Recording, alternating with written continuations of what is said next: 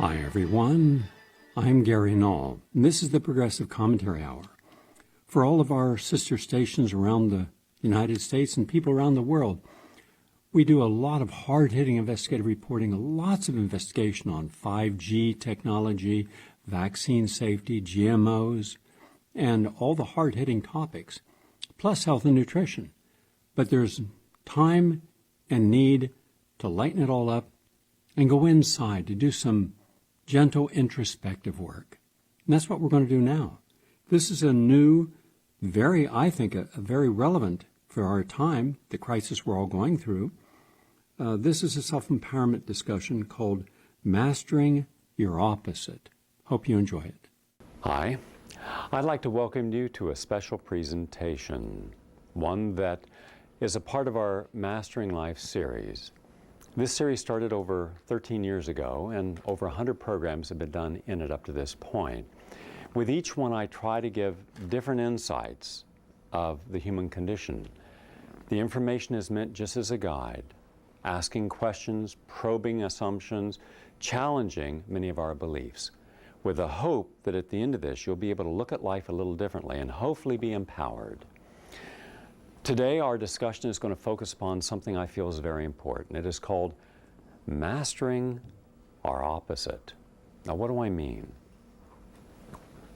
Let me give you an example. Let's say that you're an individual who has worked very hard at your career. Maybe you're an artist, a writer, a painter, a graphic artist, a sculptor, a dancer, a poet. But at your heart, you feel that you have a life of value beyond just being a mechanic of what you do. That the mechanism is merely a way of getting something accomplished. Even the intellectual mechanism is just to get something out and look at it. When you go into a kitchen and you see a chef that has all their ingredients laid out, you don't know what it's going to look like, how it's going to taste. In fact, it's rather surprising to see wonderful dishes at the end of this process. What we make the mistake of doing more often than not is we judge the ingredients at any given time based upon our fears or expectations of what that final product is supposed to be. So what if I'm afraid to fail? What if I'm afraid to create something that's really unique, away from the recipe? Just let my mind go and say, I'm going to put it together, and it's going to taste great. And I have the confidence to be present for that experience. That's not what we do. What we do is we try to master each of the ingredients and how we should feel about them. In effect, we take one piece of an ingredient of life and we become expert at it. Everyone masters something. I've never met a person who didn't. It's not about education. It's not about finances, social position. It's about, in a world that only respects you if you have established yourself, then what it is that you're going to establish yourself will become an extension of who you are. So now we have a person who wakes up one day and they've created something. They've taken the time and the effort and the energy and the skills to create something. So now they look at their work and they question it. Is it as good as it could be? Is it not as good? How do I know that people like it or not like it? Maybe it's hard to get started. And now what happens is almost everything necessary to feel good about what they've done, they actually feel bad about it. They actually question themselves. Instead of having jubilation and joy in their experience, they have hesitation. There's a fear that something's wrong. There's not an authentic connection, and there should be. As hard as people work, the problem is that people have mastered their opposite. So doing more of what you've done won't change anything, and yet that's exactly what we do. Even people who are caregivers try to give more. Well, there's only so much you can give, and then there's nothing left to give. People who in a relationship give more. attention and time and love and affection, adoration. And then one day they wake up and they still feel nothing authentic. There's not that essential connection. You can only connect with something when it's authentically you and not your opposite. If it's your opposite, it's dualistic. The trouble is, we frequently misinterpret what is dualism. We'll say, well, the dualistic of good is bad. But what if we don't see the world that way? What if we have disguised our opposite? We've only mastered part of what we should and not the totality. Then what has happened is we've taken of 100 ingredients that should go into a recipe, we've taken 1 or 2. We've mastered those 2. We know everything about those 1 or 2. What are you going to make with 1 or 2? It's never going to be complete. In your mind, it's going to be complete because you're fantasizing something that you're not creating in reality. All of you have had expectations far beyond the reality of what you've created, right? You've wanted something, whether it's in a relationship or a job or in someone else. You've projected an ideal. Why do you think people project ideals? Because by projecting an ideal, you're protecting the fallibility of the non-ideal. You're protecting what you've mastered. You've mastered the non-ideal. So you think about the ideal. Now think of that for a moment. Do you understand what I just said? When we focus upon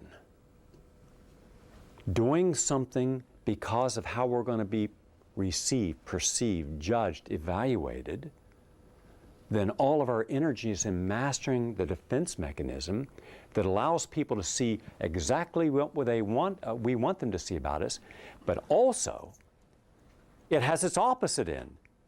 We master what we don't want people to see about us, what we don't want people to know about us. That's mastery. You never tell anybody everything about yourself, do you? Because think of all the things you think about that you feel people would not accept or not understand or would fear. So then, the opposite of what we want, fulfillment and connecting with something that gives us a sense of belonging, being, has not been mastered. Instead, what we've mastered is a partial self. Here's the good part of me.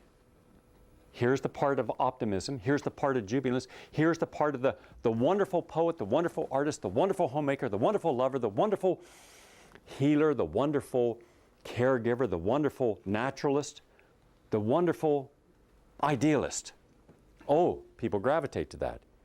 Now you see people like that. You see people are connected to it. So what do? You master it.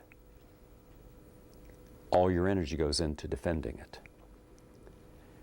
And the more fearful you are of surrendering what you've mastered, the greater reaction to anything that challenges it. Reaction is a direct relationship to the fear that you have of full discovery. Do you understand what that means? Yes? No? Okay, anyone not understand what that means? All right, let me be a little clearer. Let's say that we want people to know us, identify us for what we believe is the most important quality about us. So we really work on that. And then one day we wake up and people have accepted us for that. And we think, wow, they like me for something.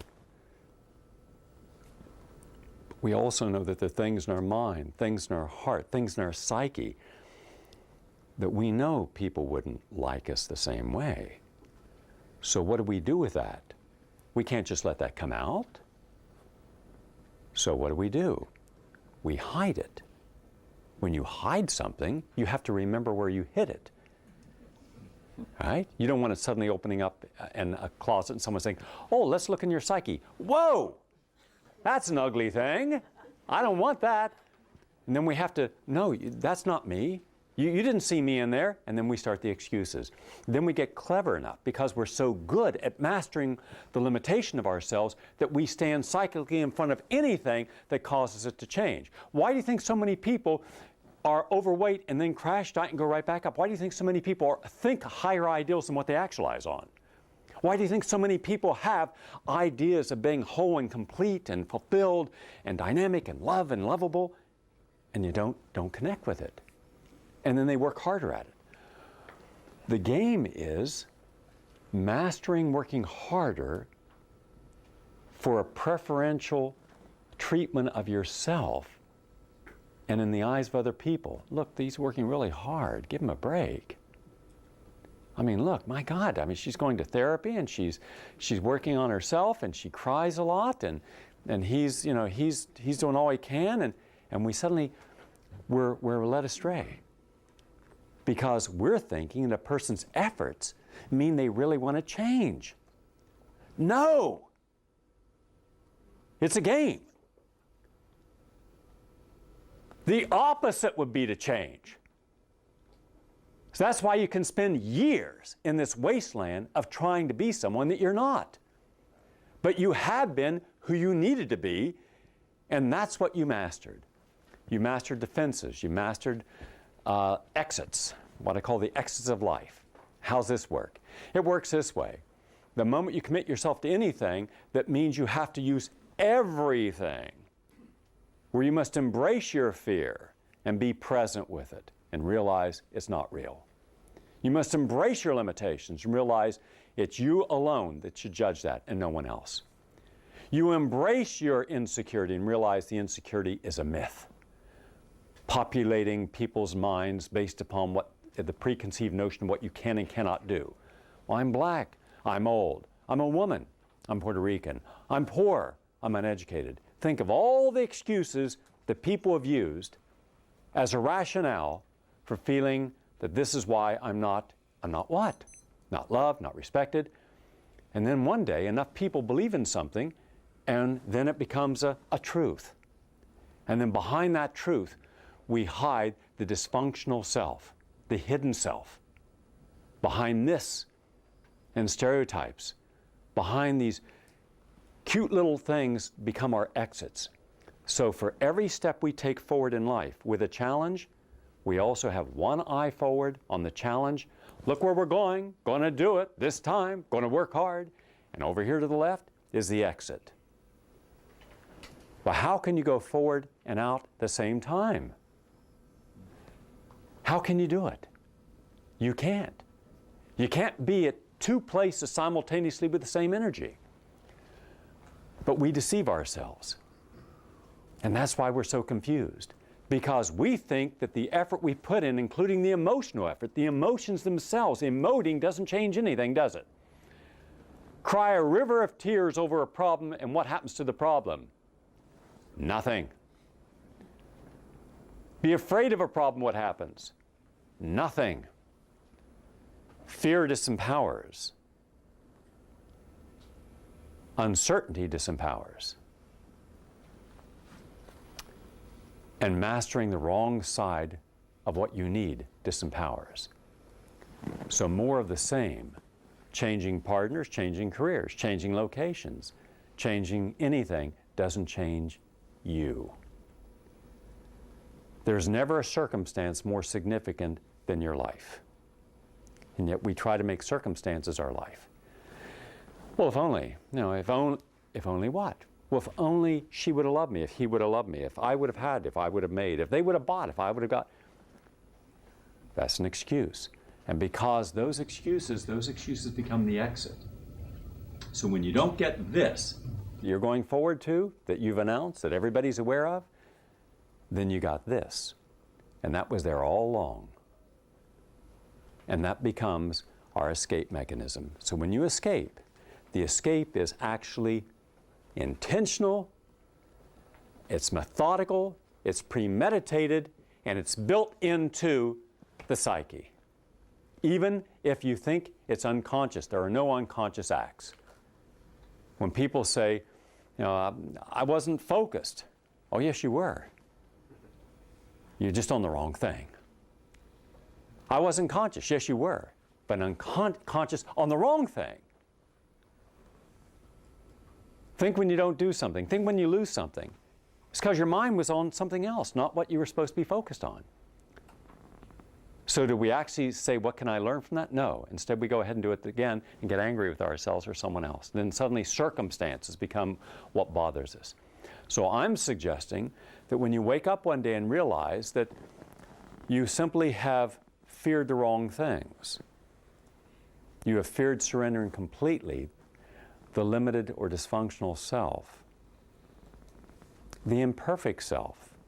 But everything in life is imperfect. When you get close enough to it, you see the imperfections. But unfortunately, we can't convince ourselves or others that life is imperfect because everyone is judging someone based upon an imperfect value. Just look at what happens when you're 30 and you're judged at one level and you're 40 in a different level, and 50 a different level. 3 people walking in to get a job, all equally qualified. I can assure you that the 60-year-old or 70-year-old will be the ones first to be disqualified because of their age. It shouldn't be that way. And then you're disqualified based upon how you look. Then you're disqualified based upon all the other limitations that someone has mastered. Racism has to be mastered. Doesn't come naturally. Bias has to be mastered. Bigotry has to be mastered. Prejudice has to be mastered. Fear has to be mastered. You can't be afraid until you've mastered it. You can't be dysfunctional until you've mastered it. And one day you wake up and you are a master of it. Now realize there's a consequence that when you've mastered any limiting factor, when you've mastered it, its opposite has to be surrendered. You can't master both. So we're all masters of frequently the wrong energy. Our primal chi is our life force. When we're in balance, it flows. Life is harmonizing. All of our chakras are in rhythm and harmony. We feel good. We feel at ease. We feel that the world around us and our energy are moving at the same level. We can heal with that energy. We can bring in other people's energy. We can connect authentically. And authentic connections mean there's no impediment, there's no barrier. And when you connect with something that's authentic, you feel it. Remember, anything you're working hard on, you're working on the wrong energy. So I know the moment someone says, but I'm working so hard, then they haven't surrendered their opposite. When you're connecting, it is fluid. You're at ease. Being honest should be at ease. Well, if you're not honest, then you're dishonest. Dishonesty requires mastery. And what we do, we are disingenuous because we only show what we feel confident can be accepted in a politically talking system, politically correct talking system, but what we really feel we have to hide. Go back to what I said, we're going to hide anything that will cause it to be judged in the wrong way or harshly. So once again, we can't be honest. We can't say, well, here's what I really think. Here's what I really believe. Here's what I really want to do. Because if we did that, someone says, hold on a second. We can't accept that. And then we think, okay, what is going to happen now? Am I going to be judged? Will I be thrown out? Will I be excluded? The human condition craves connection. Now take a careful look at what you've connected with and ask yourself, is it real? Or is it part of your dysfunction? Does it honor you and liberate you? Or does it condition you? Anything that you have not yet mastered requires patience and compassion. The nice thing about causing choices that end up in disasters, of many or major disasters, is that we can actually benefit from that. If we realize that that disaster, by doing something wrong, is a wonderful lesson. Now, you either actively seek the lessons in life, and that requires discipline. To seek a lesson, you must close all exits. Board them up. But you haven't done that. You're always looking for that exit. And one way to get the exit is to get other people to agree with you. So confession, declaration, betrayal of our fear.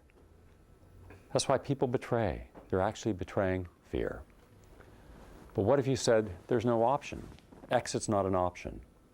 Compromise is not an option. I'm going to do this until I do it right. I'm going to work on myself until I get it right. And if I have to go through pain, I will embrace the pain and I'll be present for it. Do you know what it means when something bad happens to you and instead of reacting, instead of getting angry, instead of looking for the exit, you simply stop and you go silent and you're simply present in that moment with what you're experiencing. Just present. When you're simply present, then a language deeper, more meaningful than a verbal message communicates with you. In that silence of just being present, the universal energy comes in. The chi brings that energy in, and you have all that energy to work from. And now you can look at those problems in a proper perspective because you're not emotionally attached to the outcome. When you detach the ego from the outcome, then the outcome no longer is something to be alien to you or feared. You're simply aware of what you're doing. Right now, people are in unhappy relationships more often than not and afraid to commit themselves to a true relationship of an authentic connection because they have not mastered the art of being honest to themselves. So they bump from one to another or get stuck in something that is a compromise. So what we do, we adapt to laying on a bed of nails and anesthetize the pain by our distractions. And we think as long as I master something that feels good in my life, I can tolerate the pain of everything that doesn't. And then think about what you master that takes away the pain from what you have not. And that shows you where most people are. And that's why we are sublimating all the time. You wouldn't have a nation of people who gamble and smoke and drink and overwork and complain and whine and moan and blame unless it was pure sublimation of what is not authentic in their life. So that's what we should be looking at, not the end stage of it, not a psychosis or neuroses, not obesity or heart disease or cancer. That's the very end stage of the mastery of your opposite that has a negative consequence. Master the wrong energy, you're going to have all negative consequences. Even though along the way, you may think that you've gotten positive results because almost anything that you work hard at initially, you will get a result that someone will acknowledge. Well, if that were the case that all we have to do is have hard work, then everybody who's a hard worker would be happy. Isn't the case. Everyone who's successful financially or in their careers. But that's not true either. The difference is, think how much those people who are successful at doing something have hidden from themselves and others what they don't want the world to see. Full revelation always is shocking to us. Why should it be? Why should it be shocking when we find out something about someone that we didn't want them to be, like a hero? Oh, we find out they're really human. Well, it's their fault maybe for not allowing us to see how human they were, and it's our fault for projecting upon someone else the ideals that we're not willing to manifest in ourselves. Always be careful around people who need you to be a hero, because it means that they're going to blame you for not being a hero. You're their standard instead of them being their own standard. So how can we disengage from one energy and master what allows us the freedom to be?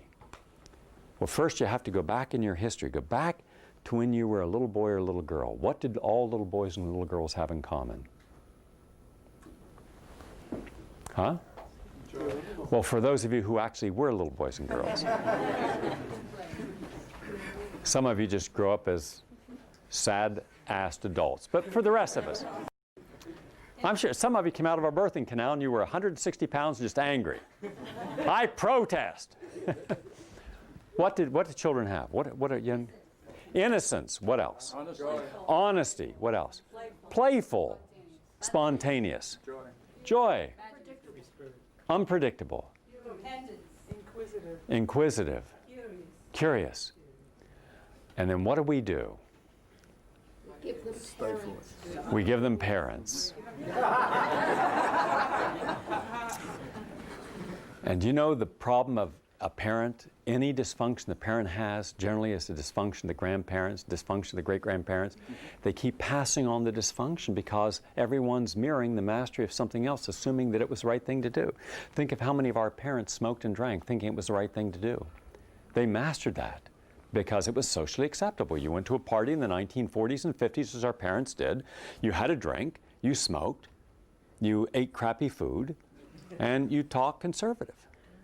Okay? And you went home anally retentive and hung yourself up in a closet. So, and anything that was its opposite was threatening.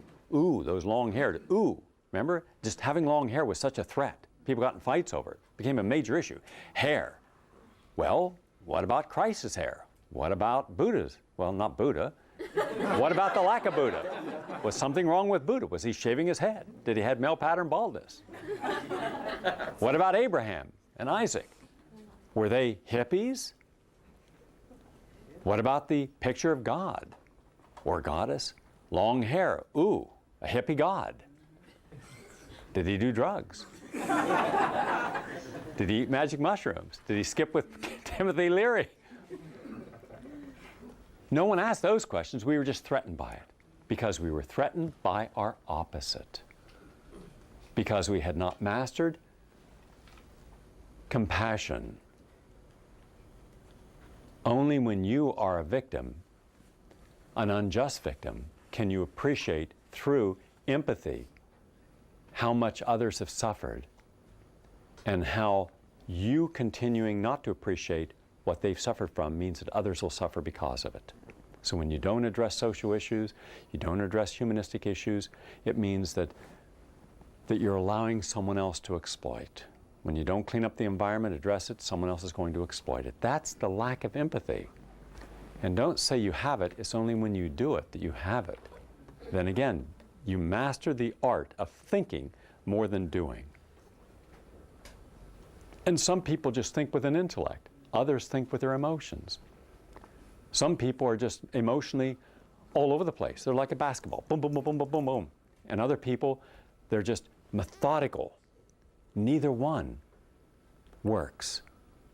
Because it's not about emoting, which is a conditioned response, and it's not about the intellect, which is a controlled response, but it's about surrendering and opening the chi, which is the greater innate wisdom. And wisdom exceeds knowledge. Because wisdom acknowledges you're connecting that vital life force with others. So how do we change this? I have some questions I'm going to ask you.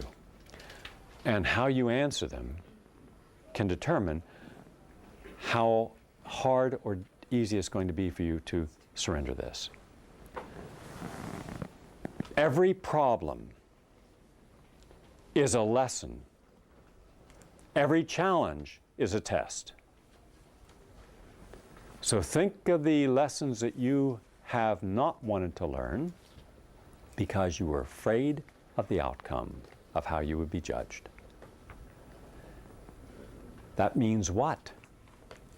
What then did you master? What? Avoidance. Avoidance. What else? What did you master when you fear actively seeking a challenge because you're afraid of being tested? What else? False safety. You master false safety. So you stay cloistered. You stay within a box. You just stay within defined boundaries. Who defines your boundaries? Who? You do. No, you never define your boundaries. You've merely accepted society. And society is whom? Everyone who's come before you who've mastered the lesson and now you're taking it on as your own. Why do you think so many doctors look at disease without looking at the person that the disease is manifesting in? And the very process. Why are so few people out of the box? It's only the holistic doctor who's out of the box looking at the whole person, not just the symptoms. And that's true. The school teacher who doesn't look at the curriculum, let alone how it's taught, doesn't even look at the teacher, just looks at the grades and the activity level of a child in class. That's thinking inside the box. It's outside of the box you can then take a look and see the strength or weakness of what you've been living by. So when you do not actively seek a lesson, It's because you have not surrendered the fear of what a lesson could mean. Because all lessons have the potential for one big thing. What is it? Change. Can you handle that kind of truth? Up to this point, no. So you develop a temperament, personality, that becomes highly reactive and defensive. I'm not going to do that. I'm in control of my life. I don't want anyone to tell me what to do, ever. Okay? Or there's another way of saying it.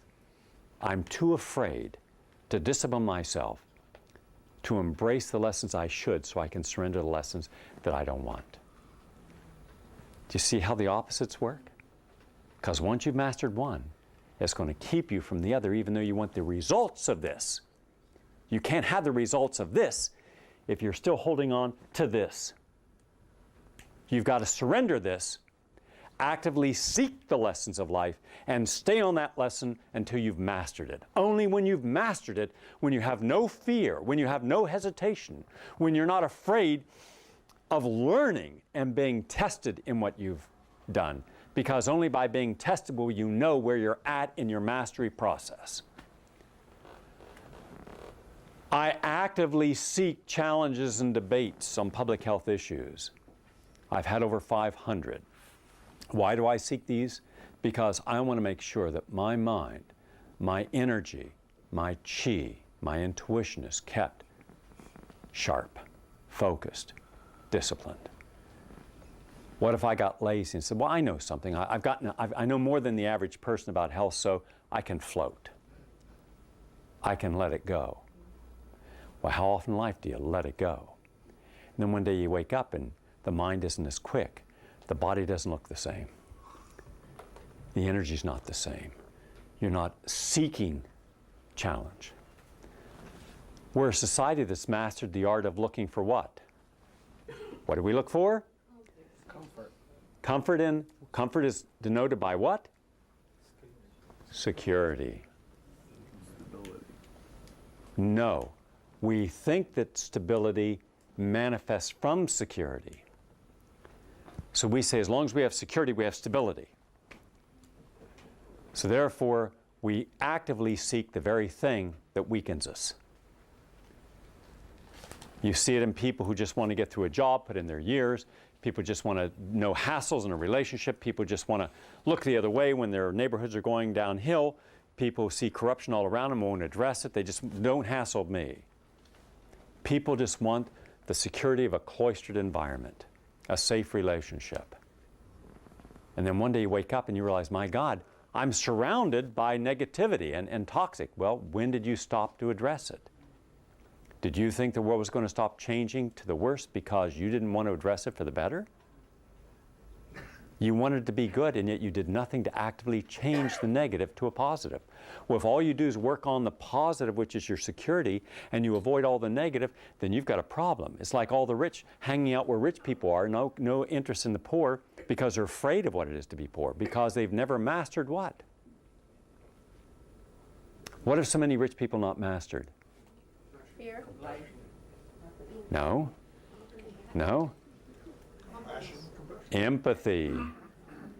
They can't empathize with someone because they haven't been that poor, unless one day they are that poor. Then one day when someone is so poor that they have nothing, then they ask people who once were part of them, and nobody will give them a break. There was a woman who came to me. I was in my office working one night, and she came in because it's about 2 o'clock in the morning, and it was raining outside, and I hear the doorbell ring, and I look on the security monitor. Here's this person downstairs, and I go down, and I said, yes. She says, I drove in from Long Island. I didn't know what else to do, and I saw your light on, and I wanted to talk with you. And I said, what about? She said, well, I'm in a crisis. I said, what kind of crisis? She said, well, I've been married for 22 years to a very famous physician out on Long Island, and we're very prominent. We have 3 kids, and my husband was having an affair with one of the women in his office, and when I found out about it, I told him that this had to stop, and he said no, and so he got a divorce. And that in itself was a crisis enough for me, but now my children have sided with him, and all of our friends have sided with him because he has the power and I don't. So I virtually have no friends, no family, and nothing that I once thought was so important. And I said, good for you. You're one of the luckiest women on Long Island. He says, what do you mean? I said, at least you know the truth. I said, everyone else is still living an illusion. It's just they haven't had a crisis to see how much of their life is a lie. Your fears of being a nobody, where everybody is important, meaning everybody in your life is important. So look at how many things you did for social causes in your schools and your hospitals, only because it manifests your image of a responsible person. So everyone went to your husband because he had the power. You didn't have the power. So now you see that all along you had no real power except what is manifested or thrown off by your husband. So you were living in your husband's shadow. Well, how'd that help you? Except you were just one of the people benefiting from that negative consequence.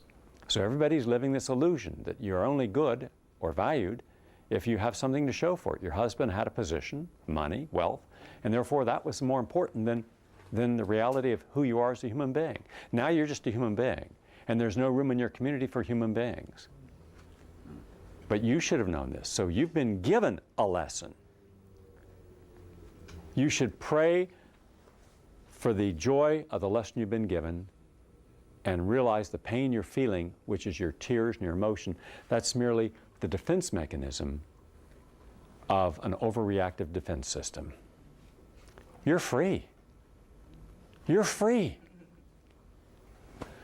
And I told her this. I said there was, a couple months ago, I was coming home and I walking up the street and I saw this man, I guess he was in his 60s, and he was under a street light and looking on the ground. And I went over, I said, is there something you're looking for there? And he said, yeah, I'm looking for car keys. And so I got down on the ground, I was looking with him, and I looked in the drain and I pulled out the drain thing and got down in there. And I must have spent maybe an hour looking, and I finally says, well, sir, I don't think your keys are here. And he says, well, I know they're not here.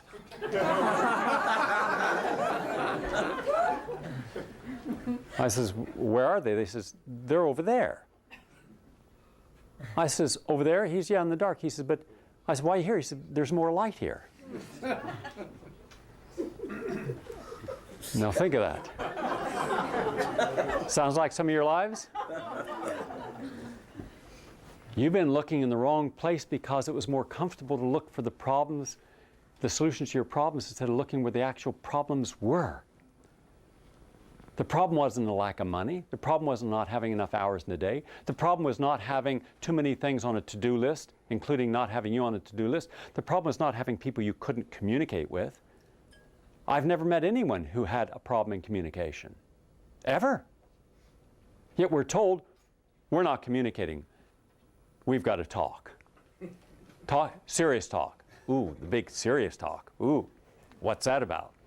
No, we need to talk. We do? About what? You're not hearing me. You're not listening to me. You don't hear what I'm saying. Wrong. Wrong. People hear exactly what you're saying. People know what you're saying. People know who you are. They're just not honoring it. You haven't given people credit. Do you ever not understand what someone's feeling? No. You know when there's a problem, and you know when there's not a problem. The trouble is we feel that we're communicating when someone agrees with us. And if someone disagrees with us, then we've got to convince them that we're right. And when we finally break them down and they agree, yeah, you're right, now we're communicating. It's a game, isn't it? But most of life is an illusion. Rarely is it honest. That woman had been living an entire illusion. The women were not her friends. For her, she was looking in all the wrong places for her truth, but she was looking where she felt comfortable. The home, the position, the money, the acknowledgement. Just like the man looking where it was more comfortable, but where he knew he wouldn't find the answer. And that's what happens every time you go out the exit of life. You've disconnected from the lesson. You're afraid of the test, and you'll learn nothing. So the next day you got to start all over again. But you never really start all over again, do you? Because you're starting all over again tomorrow, which is already no longer today. You lost today. How many days are you going to lose before one day you wake up and say, my God, how many days of my life do I have to lose? When you're 20, you think you got a lifetime to lose. When you're 30, you're suddenly thinking, maybe I better get serious about this. By the time you're 35, you're already in a panic of searching for all the right meaning and communication and relationships. By the age of 40, you're now depressed because you haven't found what you were looking for, and what you think you have found suddenly becomes the artificial light that goes on that keeps you from looking for the real answer. So now you're making it look like you have a life when it's just an illusion. The relationship's an illusion, the career's an illusion, your attitude, your rituals each day, they're an illusion. But they're a well-groomed illusion. You believe them because you've lied to yourself and you've mastered lying to yourself. And others believe them because you lie to other people. But we can lie with a straight face, and we can lie with a smile, and we can lie with charm. Or we can lie with tears and then want people to give us compassion. But at the end of the day, when you ask, do you really feel complete and whole in this moment? Could you do nothing today and feel good about it? Most people are going to say no.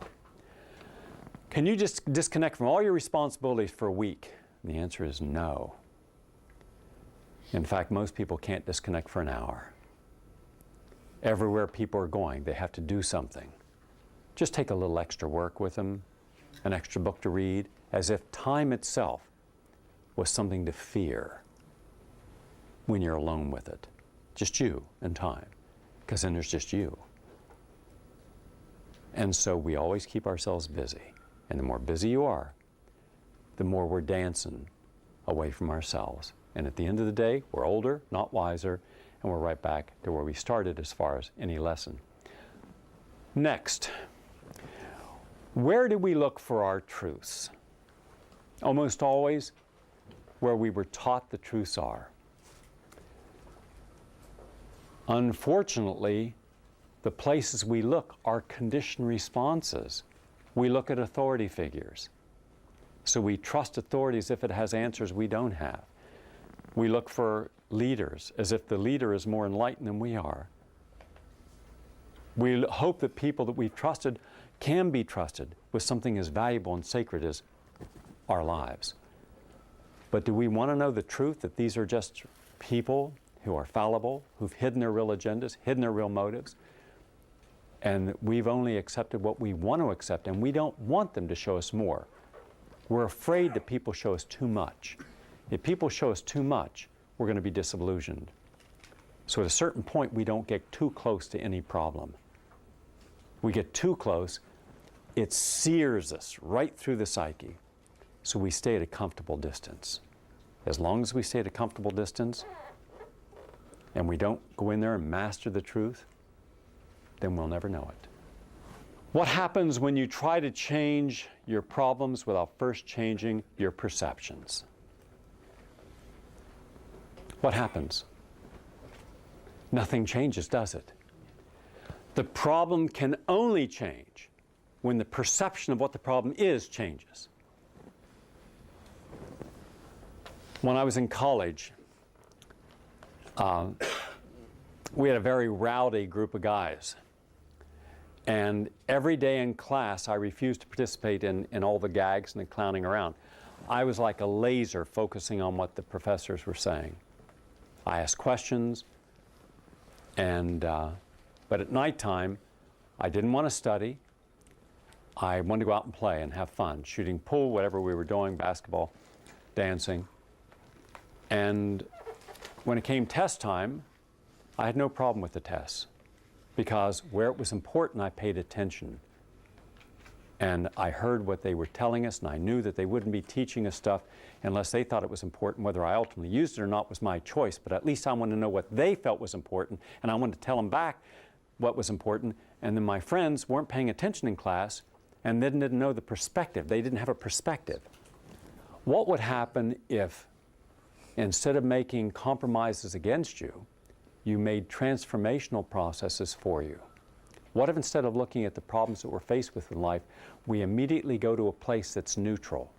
We detach as if there's two of us. The us that's conditioned that may make a right decision, and the us that's conditioned that may make the wrong decision. Confused, which decision should I make? Should I yes or no? What if we just got neutral? What if we detach from the outcome so we could look at it in an honest way of what it is? Then suddenly on that airplane where they say chicken Kiev, you go, no, I don't need it. My body can handle, I will not die of malnutrition over the next 2 hours till I get to the city. Instead of, yeah, what else you got? There's little crackers? Give me that too. You got butter? I'll take your butter. You know, coffee? Sure, give me coffee. Jack Daniels, throw it in too. Is it free? Throw it all in. And you watch people actually eating this stuff as if it's food. That's all compromising. Now, do you think that's the only place they're going to compromise? No. They have mastered compromise, so therefore, any time they're given an opportunity to compromise, they've already shown they're going to.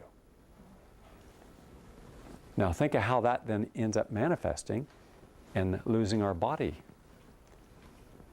And then think of how we lose our mind when we lower our standards. Be around someone who's negative and gossips and watch how long it takes you to start being negative and gossiping. That's adaptation. Think how many times in your life you've been around people who just got a bad mood.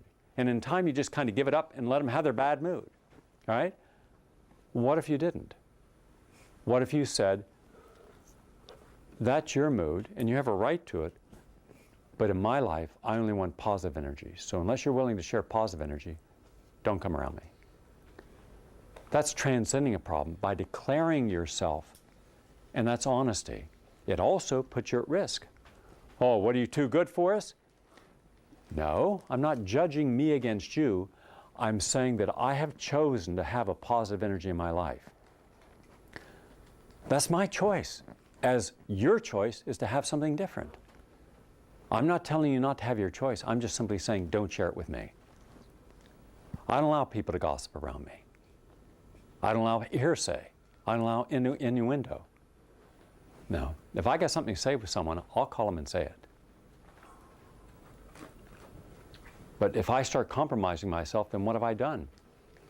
I've mastered its opposite. So by mastering honesty, even when people are uncomfortable with it, at least I know that I'm not going to take a step back to where I don't want to be. It's very easy to adapt, and once you adapt, the energy of adaptation is not forgotten. Your whole body is energy. Every cell in your body, over 100 trillion cells, are working in perfect harmony. You didn't teach it any of those lessons. It knew it. What you teach is how to adapt to you, how to get fat and expand, how to maintain balance. That's perfection. Perfection exists because when you get fat, you're perfectly fat. You are.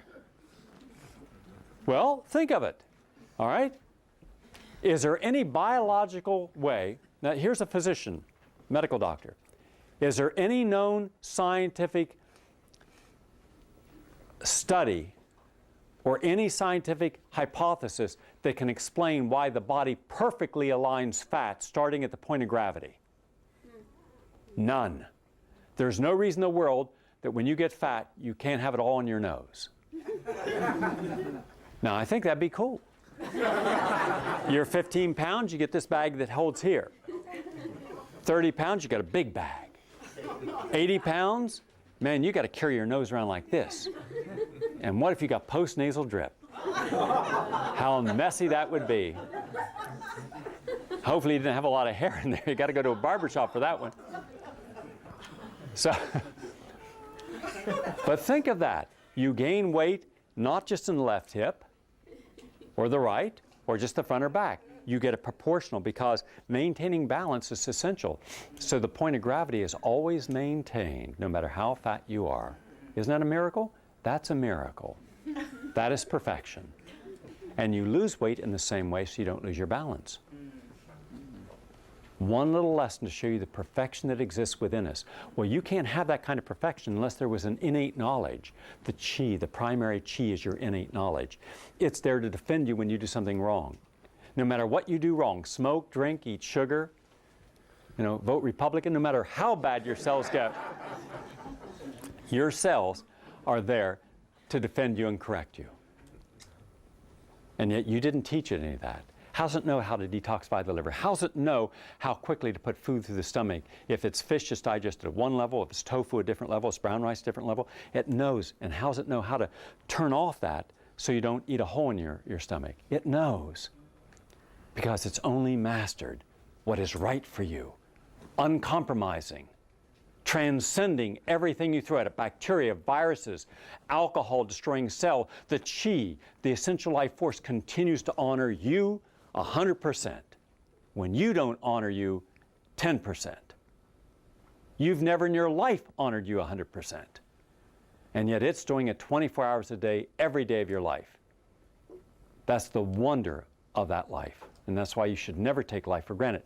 Now, it couldn't honor you if it didn't have memory, because the repetition is the memory.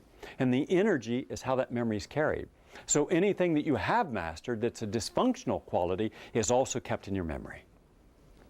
So now you've got the problem of having two energies, one that you've mastered that's incorrect, and one that you have to transcend. The case is the lion in the zoo, where it was in 12-foot by 12-foot cage, pacing back and forth for years until they expanded its terrain to 5 acres. And they put it in there, it stayed 12 foot by 12 foot and wore down the grass, would not go elsewhere because the conditioning. Think of how many exercises of your life are merely conditioned responses. You have to break that conditioning, and the only way you can break condition, you have to repetition. Mastery is repetition.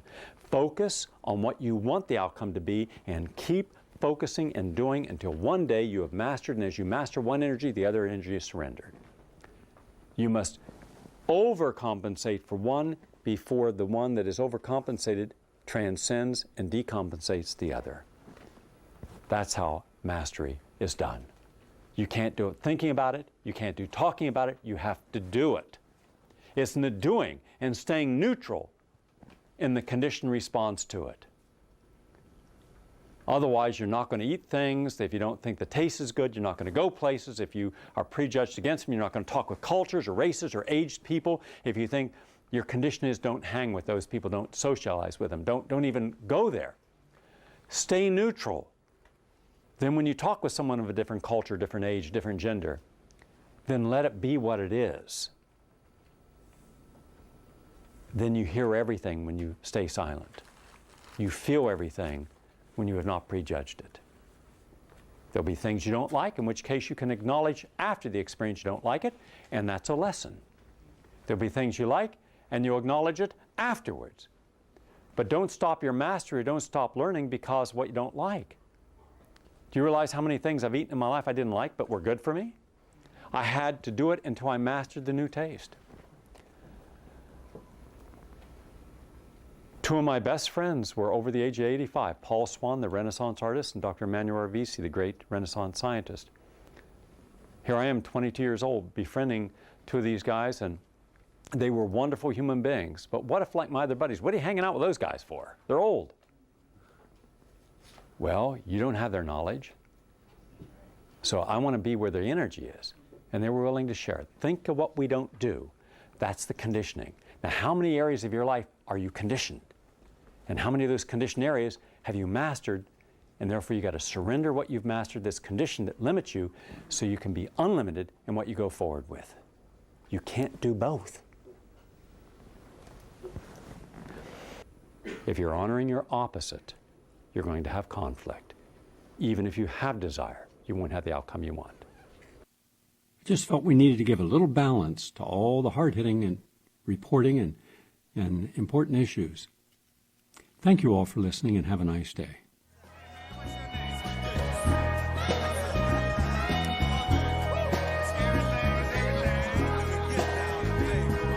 Mother, mother, there's too many of you crying. Brother, brother, brother, there's far too many of you dying. You know we've got to find a way to bring some loving here today. Yeah. Father, Father, we don't need to escalate. You see, war is not the answer. for only love can conquer hate. You know we've got to find a way to bring some love in here today. Picket lines and picket signs. Don't punish me with brutality. Talk to me so you can see what's going on. What's going on? Yeah, what's going on? Oh, what's going on? Right on. Right on.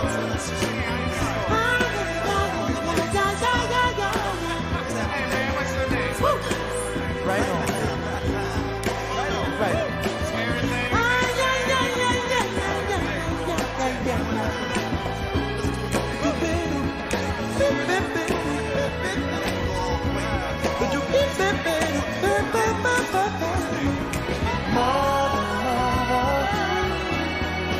Everybody thinks we're at home. Oh, but who are they to judge us? Simply cause our hair is long. Oh, you know we've got to find a way. Bring some understanding here today. Pick it loud and pick it sound. Don't punish me with brutality. Come on, talk to me. You can see what's going on. Yeah, what's going on? Tell me what's going on. I'll tell you what's going on. Ooh. Right on, right on.